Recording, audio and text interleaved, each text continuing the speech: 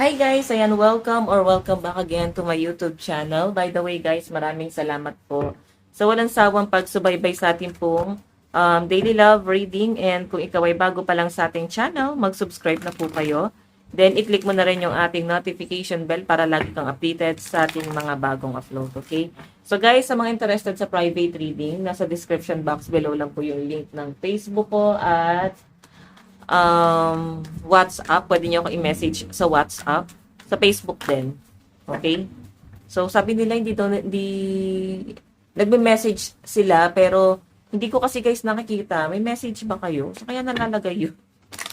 Hindi ko alam, no? Di ako aware. So, kaya nalalagay yung message yung ibang nagme-message sa akin. Kasi nagme-message sila sa akin sa WhatsApp, tapos hindi daw lumalabas. I mean, sa WhatsApp lang nila kami ni-message kasi parang hindi ko daw nababasa dun sa page. So, para sure guys, sa WhatsApp na lang kayo muna, no? Ayusin ko muna din sa page ko. Okay, so by the way, sa mga interested lang naman. So, by the way, tignan natin ha. Kanina po itong love reading. Oh, biglaan na lang tong naglaho, tong person mo, no? Ayan, no? Hindi pong naiwan kang nakalutang. Sa pinapakita sa akin dito guys, ano kaya ang dahilan? Bakit bigla na lang siyang nagbago? Parang yun yung mga tumatakbo sa isip mo. Bakit bigla na lang siyang nanlamig, no? Parang bakit, parang desidido na siya dito sa hiwalayan na to. So, kung makita nyo guys, yung pinaka-reason, 3 of Cups. So, ito guys, 3 of Cups is, pwedeng nakatingin siya sa third party, or pwedeng may micro-cheating na, may iba na siyang ine-entertain. Okay? Yung tipong bigla na lang talaga siya nagbago sa inyo. Kung makita nyo guys itong cups na to, may offer, di ba? Yung mga ino-offer mo na love, pwedeng hindi niya yan guys masyado napapansin. Pwedeng yung mga pinapakita mo sa kanya, hindi niya yan guys masyadong, alam mo, hindi niya na-appreciate, pero nararamdaman ka naman niya. Pero kasi pinupukaw na ng ibang tao yung attention niya. Napopokus, I mean, may mga distraction na. So, ito yung distraction, oh. May ibang person na involved dito at nahulog yung loob niya dun sa person na yon. So guys, minsan ito ha, sa tagal ko na guys na nag-a-advise about love at nag-read, no, for me, kahit kasal kayo ng person mo, hindi ko ito tolerate to. Syempre, kahit sino sa inyo, hindi ko ito tolerate. Advice ko lang, kahit kasal na kayo niyan, hindi mo pa rin ng pagmamay-ari yan eh. Yung tipong, for me, matatawag mo talagang love yung isang tao or pagmamahal, for yung love, pagka pinalaya mo eh. Yung hindi ka naging selfish na kahit na niloloko ka na niya, yun yung tinatawag na selfish eh. Hindi pong kahit tinatarantado ka na, niloloko ka na, ulit ka nang niloloko, sinisira yung buhay mo, yung masyado niya na guys, sinira yung buong pagkatao mo. Nandyan ka pa rin. Matatawag kong selfish yan. Bakit? Takot kang mawala yung taong yan. Selfish yan kasi gusto mo pa rin siyang angkinin kahit alam mong hindi ka na gusto. Yun yun. Yung tipong ayaw mo pa rin siyang maging masaya kasama ang ibang tao. Kasi gusto mo, sa'yo lang siya sasaya. Eh kung hindi na nga sa inyo masaya. Diba? So, for me guys, ito advice lang yun. Hindi pa rin siya guys naka-base dun sa reading. Na ano ko lang dito, na-recall ko lang dito sa card na kahit ganyan yung ginagawa sa inyo ng person mo, syempre dapat mahal mo yung sarili mo. Okay? Selfish yan yung tipong gustong-gusto mo pa rin siya magstay sa inyo kahit pinaparamdam niya ng hindi na eh. Wala na yung love. Hindi mo pwedeng kontrolin yung isang utak ng tao at saka yung puso ng isang tao. Yung titiktahan mo siya. Hindi pwede yun guys. Maling-mali yun. Okay, so by the way, titingnan natin ha. So ano yung dapat mong gawin? Pag tinatarantado ka na, matuto kang umalis. Okay? Matuto kang mag-self-love. Maraming tao sa mundo, guys. Hindi lang siya yung taong pwede magmahal sa inyo. Okay? So, by the way, additional message. Meron tayong 4 of Swords. 4 of Swords. Okay, so guys, ito naman 4 of Swords. Ano to eh? Yung mga disappointment.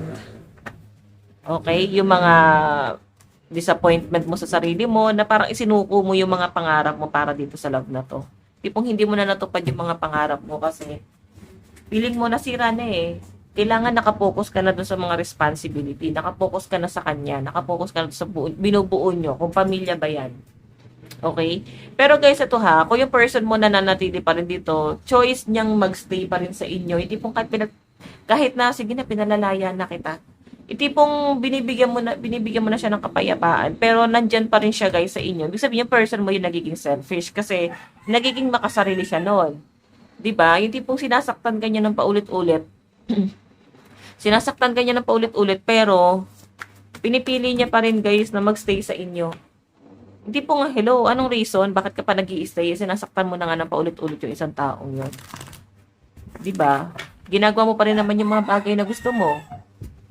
I mean siya, ginagawa niya pa rin yung mga bagay na gusto niya na pwedeng makapanakit sa inyo. So, by the way, additional message. Meron tayong damo. Ang dami niya na guys kasi nungalingan. So, possible na parang may mga panloloko. Parang niloko ka niya. Okay, ganyan yung pinapakita sa akin dito. Ibig sabihin, may mga senaryo dito na para bang si person hindi na siya nagpapakatotoo, may mga nililihim, may mga ginagawa siya na pwedeng hindi mo alam, pwedeng umaalis siya na pwedeng hindi mo alam. So, may mga paglihim, no? Paglilihim. Again, additional message. Meron tayong Two of Pentacles. So, guys, ito namang Two of Pentacles na to, priority. 'Di ba? Nakikita ko dito, guys, na ang gusto mo lang naman mangyari dito, tipong hindi na yung love eh. Yung parang kahit yung mga anak na lang, no? Kung may mga anak kayo dito, or parang mag-focus ka naman sa mga priority natin, yung mga responsibility natin. Kasi person mo, guys, nagiging irresponsable. Okay? Tamang ano siya, cheater. Pero napaka-irresponsable niya sa ibang niyang obligasyon. Parang pinababayaan niya yung iba niyang obligasyon. So, tawag dyan, irresponsable. Hindi, walang karapatang bumuo ng pamilya yung ganyang klase ng tao. Kasi nga, bubuo ka ng pamilya, mag-aanak ka, tapos mababayaan. Diba? Hindi pa pala siya tapos dun sa pagkabinata, pagkadalaga niya. Tignan pa natin additional message.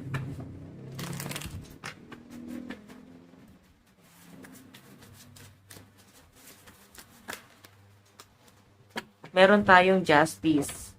So guys, ito namang justice. May mga kasunduan. May mga kasunduan kayong aayusin dito. Baka kasi kasal kayo or pwedeng susustento ng mga bata.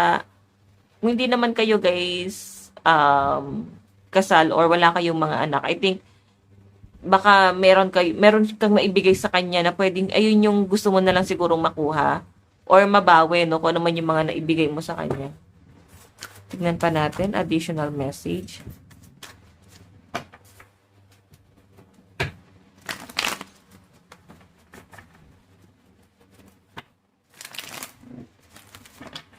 Additional message. Kanina po itong love reading. Meron tayong 5 of Cups. Okay. So, by the way, guys, ito ng 5 of Cups is regret to. Ibig sabihin, kakarmahin tong person mo. Magkakaroon din ng regret yan. Tignan mo, nakatanaw pa rin siya sa third party. Pero possible, guys, no, na hindi rin magiging maganda yung pagsasama nitong dalawang to. Magkakaroon to ng matinding regret no, sa pagsasama nila. May mga pagsisisi din tong person mo na to na bakit ito yung pinipili niya. Bakit pinanindigan niya to. So, ito yung mga nakikita ko sa person mo na magiging regret talaga niya. So, mo siya kasi parang kakarmahin to eh. Matindi-tindi yung karma na nakikita ko sa kanya, guys. Lalo na at kung aware yung other person na merong ikaw na nag-e-exist ka. So, alam mo yun, pwedeng karmahin yun eh. Or kung ikaw yung third party, guys. Kung ikaw yung third party at pwedeng kasal pa siya doon sa una, pero hindi na sila nagsasama, alam mo yun, yung tipong nanggugulo pa rin yung taong yun kahit na alam na nag-e-exist ka. So, baka yun yung kakarmahin. Kasi, hiwalay na eh. Kagaya ng sabi ko, kahit kasal kayo niyan, hindi mo na yung pagmamayari. Once na pinakawalan mo na yan. Pag pinakawalan mo na yung taong yan. So, ganun din sa person mo. At doon sa ex niya na naghahabol. Okay. Additional message. Kanina po itong love reading. So, meron tayo guys, Queen of Cups. Again guys, ito namang Queen of Cups is pagpapatawad. Walang katapusang pagpapatawad sa end mo. Grabe no, sobrang haba ng pasensya, Sobrang buti mong tao kasi pinatatawad mo talaga tong taong to. Parang nandun ka sa point na, alam mo yon, na parang kahit tinatarantado ka niya, handa mo siyang patawarin. Siguro, hindi mo na tinitignan yung sarili mo. Ang tinitignan mo na lang din talaga dito is yung pamilya nyo. Okay, yung mga responsibility. Again, additional message. Meron tayong Seven of Swords. Alam mo, masyado ka nang inaabuso nitong taong to, promise. May panggagamit, oh. Ingat ka ha, pwedeng ginagamit ka pagdating sa pera. Piniperahan ka, or pwedeng mas malaki kasi yung sahod mo, pwedeng mas may naibibigay ko, or pwedeng sa ibang bagay. Isipin mo na lang, guys, yung mga responsibilidad mo. Isipin mo na lang na parang hindi mo deserve yung ganitong klase ng sitwasyon. May taong handang magmahal sa inyo. Minsan kasi kaya tayo nag-i-stay din sa isang taong mali na, kaya tayo nag-i-stay kasi sa satisfaction, no? Doon ka na sa satisfy eh. Pwedeng sa ibang bagay, hindi lang guys sa love. Kahit niloloko ka niya, pwedeng nasa-satisfy ka kasi meron siyang katangian na nakuha niya talaga yung loob mo. Okay? Na parang pinagkatiwalaan mo. Naniwala ka doon. Again, meron tayong Queen of Pentacles. Ito naman guys, Queen of Pentacles, medyo may mga mabagal kang desisyon din. Di ka makapagsimula ng mga plano mo sa buhay mo. Kasi, etong taong to siya yung nagiging hadlang doon sa desisyon mo sa buhay. Okay? I think marami kang plano, marami kang gustong simulan, pero hindi mo siya guys masimulan kasi nga, etong person na to, medyo mabagal siya, no? I mean, ikaw yung mabagal dyan. Okay? Hindi ka makapagsimula na babagalan ako sa energy mo kasi yung focus mo na doon sa person mo eh. Kumbaga, napupukaw niya yung attention mo na dapat nilalaan mo doon sa mga bagay na dapat matagal mo nang sinimulan. Okay, so again, meron tayong the High Priestess. The High Priestess. Okay, so again guys, itong the High Priestess naman na to, pakiramdaman na lang to. Puro babae lumalabas. Or sabihin natin guys na babaero, lalakero talaga yung person mo, paulit-ulit yung ginawa niya sa inyo guys. Parang hirap nang tanggapin sa buhay, no? Okay, so again, meron tayong Knight of Pentacles. Guys, ito namang Knight of Pentacles, ano to something na parang nag-o-offer, no? Medyo mabulaklak yung bibig ng person mo. Nag-o-offer siya sa inyo habang nag-o-offer din siya doon sa iba. Okay, wait lang guys. Saan ko yung bintana? Ayan. Hindi pong nagpapakita siya ng interest sa inyo habang nagpapakita rin siya ng interest dun sa iba. So, ano tawag dito, guys? Balimbing ba yung person? Para kasi siyang ganon. Okay, so again, additional message.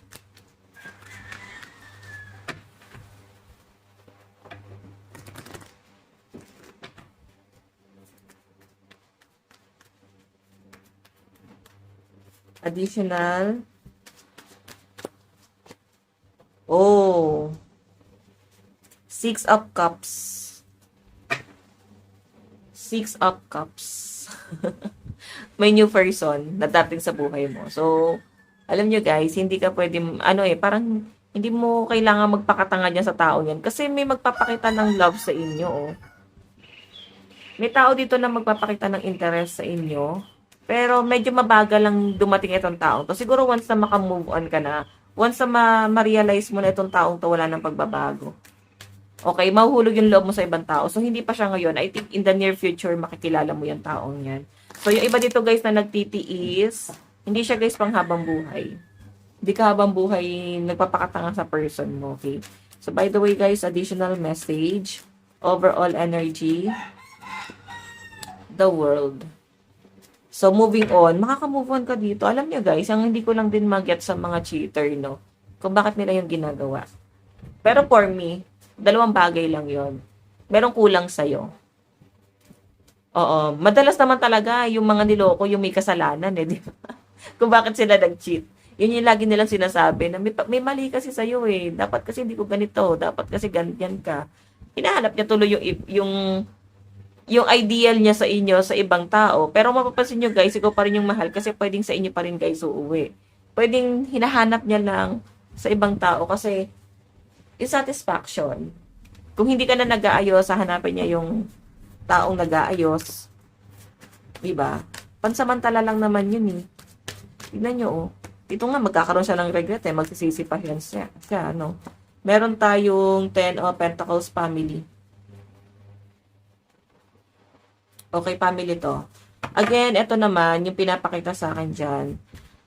Alam mo, naawa sa pamilya mo, no? Kasi, ang nakikita ko dito, nandyan lang sila eh. Nag-aantay, parang, mag-open ka lang sa amin, parang gano'n. Hindi mo kailangan dibdibin yan, hindi mo kailangan sarilinin yung bagay na yun. Parang, ang gusto nila, mag-open ka lang sa kanila. Meron tayong The Empress. May pregnancy. Sino kaya to? Okay, so by the way guys, abundance din guys si The Empress. So pwedeng merong magandang nangyari sa buhay mo, especially sa kaperahan mo. Moving forward yung energy mo. So ibig sabihin dito guys, huwag mong pagdudahan yung pamilya mo kasi pagdating sa career mo, pwedeng sila pa rin yung, alam mo yun, yung pwedeng tumulong sa inyo or sabihin na natin guys na magpa-stable doon sa inyong hanap buhay. Okay? So ang kailangan mo lang dito guys, parang maging positive. Okay? Think positive lang sa mga bagay-bagay. Again. Kasi guys, doon nag-work yung manifestation, no? Ayan, sa mga hindi marunong mag-manifestation. So, maraming maraming pwedeng paraan. Pwedeng mag-ano ka ng candle, sulat mo doon sa candle yung mga wish mo, pero hindi siya guys i-wish, no? Kumbaga, i-claim mo na yan. Ganon. Then, hayaan mo lang siyang maubos hanggang sa full moon yan, guys. Sa mga nagtatanong ko paano mag-manifest. And ako naman, guys, ang ginagawa ko, yung sticky note, no? Pag nalaglag na siya, ibig sabihin natupad na yung wish. Then, after that, guys, yung papel na yon, yung sticky note na yon, na idinikit ko sa salamin, sinulatan ko siya ng mga manifestation ko. Then, ididikit ko yan sa candle. Okay? Tatali ko yan sa candle. Saka ko siya, guys, ibo-burn. Yun. So, kayo, guys, paano ba yung way nyo ng pagmamanifest? So, ikaw yan, i-manifest mo na makarecover ka na sa person mo. Again, guys, meron tayong Wheel of Fortune. Wheel of Fortune. So, by the way, guys, itong Wheel of Fortune is new beginning naman to, no? Kumbaga, talagang ikaw ay makaka-move on. Makakalimutan mo tong taong to, eh. Kumbaga, parang, mafe-feel mo na hindi na tama. Darating ka sa point na nasagad ka na doon sa mga pinagagawa niya sa inyo, guys. Yung mga kasalanan pinagagawa niya sa inyo, guys. May tsapuera na yan. Meron tayong Temperance. Okay, pag-a-adjust. Alam mo yung tipo na, ikaw yung tipo ng tao na handa mong saluhin yung mga pagkakamali niya, handa mong saluhin yung mga gulo niya, kasi parang ikaw yung maayos. Napapagod ka na sigurong ayusin yung mga gulo netong taong to. Diba? So, titignan natin guys yung overall energy niya. Grabe, parang kang superhero na tong taon to. Parang grabe, no? Gamit na gamit niya yung katawan lupa mo, pati yung financial mo. Okay.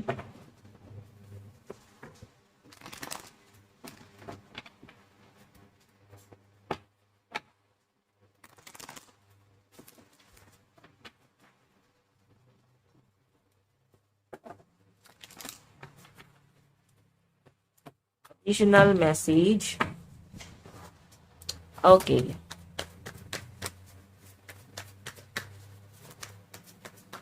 Nararamdaman ng person mo. Overall energy tayo guys, ni Freeson. Overall energy ni Freeson. Ano yung nararamdaman niya sa inyo? Meron tayong King of Pentacles. Okay, so by the way guys, yung King of Pentacles, medyo ano to eh. Nararamdaman ng person mo sa'yo. Wala talaga siyang gustong i-secure. Mabagal to, di ba? Yung sabihin, sobrang ina-analyze niya yung mga bagay-bagay sa connection yung dalawa. Bago niya i-secure yung mga bagay-bagay sa inyo. Ganon yung nakikita ko sa kanya. And, tignan mo naman, no, mas magaling pa siya sa ibang tao. Pagdating sa inyo, guys, nagkukulang talaga si person. May mali talaga, no, kasi ikaw yung nandiyan, pero mararamdaman mo na parang ikaw yung nanlilimos. Ikaw yung nangihingi ng atensyon. Tapos sasabihin niya, balance naman siya sa inyo. Kasi sa totoo lang guys, mas nagpo-provide siya sa iba, oh. Tapos ikaw to. Oh. Titignan pa natin. Puro Pentacles. So, possible na earth sign yung person mo, Capricorn, Taurus, Virgo.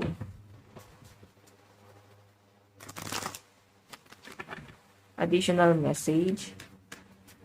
Meron tayong partnership, 2 of Cups. Partnership, guys, itong 2 of Cups. And 8 of Wands kasi communication. So, by the way, yung nakikita ko dyan, parang babalik pa rin siya sa inyo. Okay? Kung wala na kayo, matagal na kayo hiwalay, malinaw yung nakikita ko dito, guys, na babalik pa rin yung person mo sa'yo. Alam mo kung bakit? May communication, the Emperor. Marami itong marirealize. Partnership to, makikipagkasundo na naman sa inyo. Diyos ko po. Hindi ka na pinatahimik nitong taon to. Kasi nakikipagkasundo na naman siya.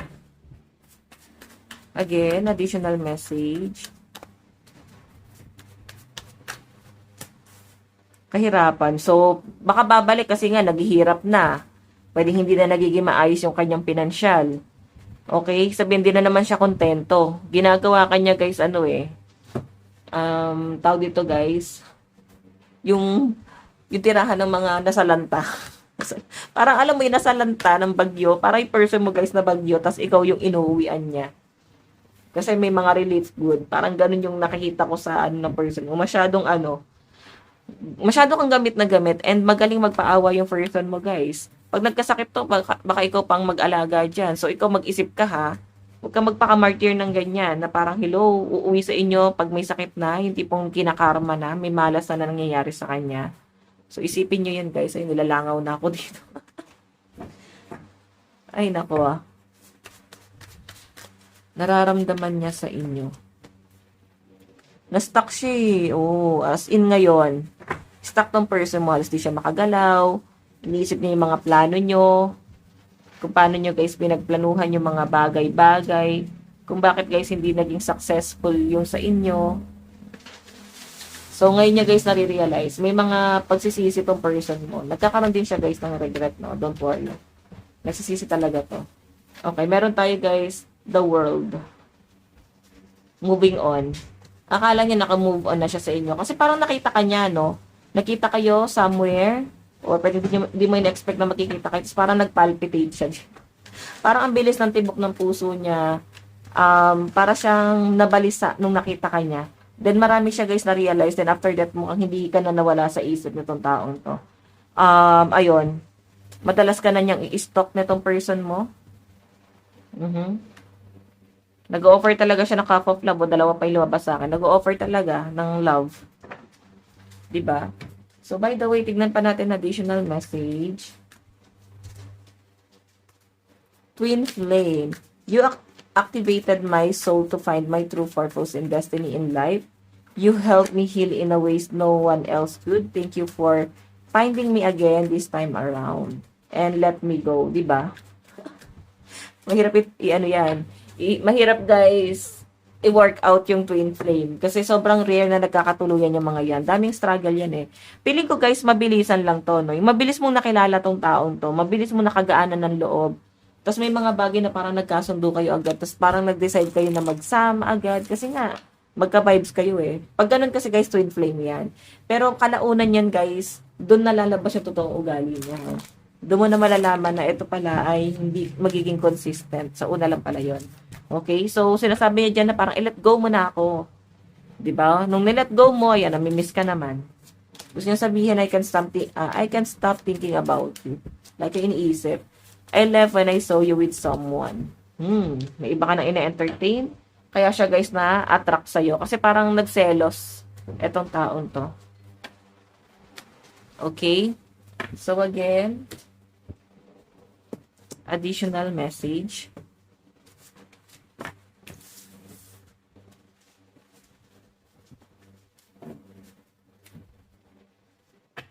Additional message. Oops. Nakalimutan ko pala yung zodiac sign mo. So, zodiac sign ni Ferguson. Wait lang. Isa pa pala. Zodiac sign ni Ferguson. Aquarius, Pisces, Gemini, Cancer, Aries, and Taurus. Pisces, Libra, Capricorn, Taurus, Leo, and Sagittarius energy. So, by the way, dun tayo sa energy mo. Overall energy. Ano yung nararamdaman mo? Page of Pentacles. Nag-aantay ka ng effort sa kanya, something na assurance. Yun na lang naman din talaga yung naantay mo. Ano ba may offer niya sa inyo? So, pwede nyo na lang yung magpapakonvince sa inyo para bumalik eh. Kung etong taong to guys ay merong gagawin. So, yan ang nakita ko. About love, feeling ko nakaka-move on ka na eh. Or pwede nagiging logical ka na lang. Yung tipong mahal mo siya, pero mas pinapagana mo na yung isip mo dito. Okay? Mas mahal mo na yung sarili mo. Tignan natin guys, additional message. Anong dapat mong gawin?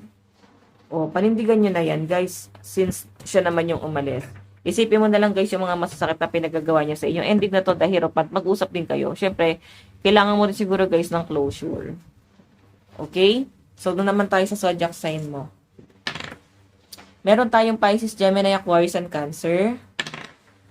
Scorpio, Virgo, Sagittarius, Leo, Aries, and Cancer. Last one. Sagittarius, Capricorn, Libra, Pisces, Aquarius, Gemini, and Taurus. Scorpio, Virgo, energy. So, by the way guys, ito lang po ang inyong daily love reading. By the way, bukas po ulit. God bless and love you all. Bye-bye guys.